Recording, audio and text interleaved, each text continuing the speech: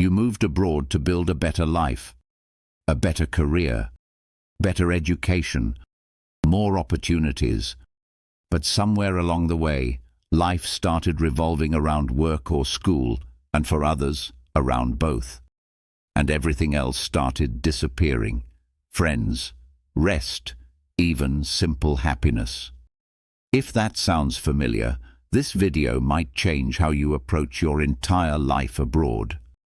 To begin with, no one ever really talks about the real problem that brings about this situation.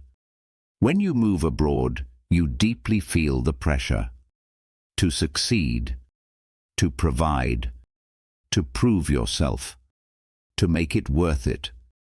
So you push harder, longer hours, more studying, less rest, less sleep. At first it feels productive, but over time things begin to shift. You notice that you're busy all the time. You start feeling like there is something you are missing. You don't feel balanced. You feel like you have too much on your plate yet so little time. I remember a time when my entire day was just work, school, and daily life responsibilities. Wake up, get ready for work or study, eat quickly, get to work or school, get back from work or school, catch up on assignments or do some laundry, eat and sleep. I kept repeating the same cycle. Days turned into weeks. Then one day I realized that I hadn't actually lived anything. I was just going through the motions and cycles. That's when I knew something had to change. I had to strike a balance and incorporate the essential parts of life that I was totally missing out on. This next step isn't as easy as it seems. Balance doesn't happen automatically, especially when you're abroad, because everything around you is new and equally just as important. And if you're not careful, work or school will quietly take over your entire life. So instead of hoping for balance, you have to create it intentionally. Step 1. Redefine productivity. This is the first shift, and the one that totally changed my perspective. Being busy is not the same as being productive. Working longer hours doesn't always mean better results or a better life. Studying for longer hours doesn't always equate to success. Sometimes stepping away actually improves your focus. When you give yourself space to rest, you come back sharper. Your mind clears up and becomes fresh and more focused.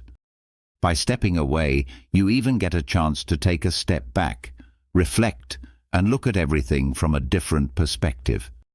Keep in mind, rest isn't just about not working, it's actively listening to your nervous system downshift so that you can rebuild. When making a decision to rest, please consider all the 4 aspects of rest, which includes physical, mental, sensory, and creative, or emotional rest. Step 2. Schedule your life, not just work or school. Most people schedule their responsibilities, but forget to schedule their life. Other than setting aside time for work or school, start setting aside time for rest, social time, exercise, and personal interests. Treat each and every one of them like appointments. Because if you don't protect your time, something else will take it. Step 3. Set clear boundaries.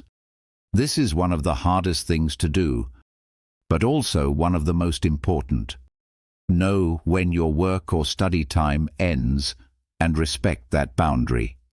No emails, no extra tasks, no just one more thing. Because without boundaries, your work or school will expand to fill your entire day. Boundaries also extends into the relationships you have with the people around you. Set clear boundaries on when to socialize with friends, when to go on dates, when to attend work events or meet with colleagues, when to hold school discussions and hang out with schoolmates.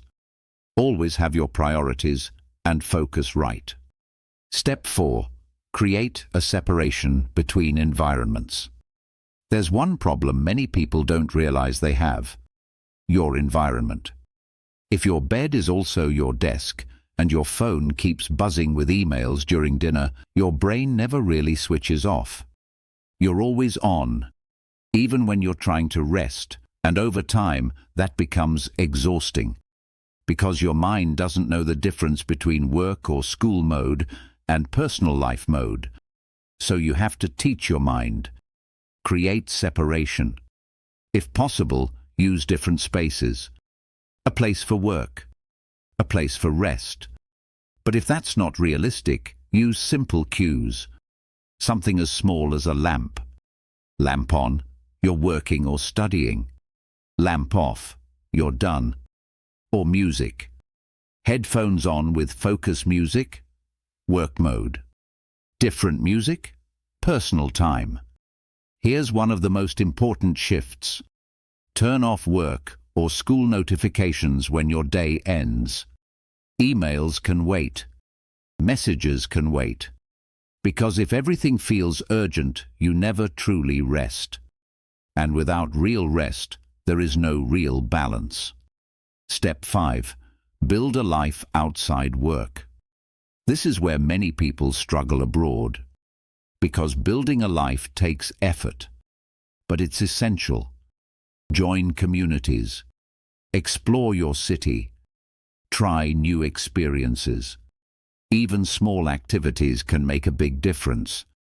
Because balance isn't just about less work or school. It's about having something meaningful outside of it.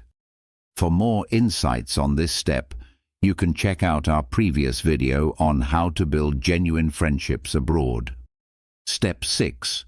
Watch for burnout signals. Burnout doesn't happen overnight. It builds quietly. You start feeling tired all the time. You start losing motivation. Even small tasks feel heavy. When you start noticing these signs, don't ignore them. That's your signal to slow down. Step 7. Audit and adjust every 2 weeks. Here's something most people get wrong about balance. They think once they figure it out, it stays that way. It doesn't. Life changes. Work gets busy. School gets intense. Some weeks are heavier than others. So instead of chasing perfect balance, you adjust. Every 2 weeks, take a step back. Ask yourself, what drained me? What gave me energy? What do I want more of? What do I need less of? Be honest.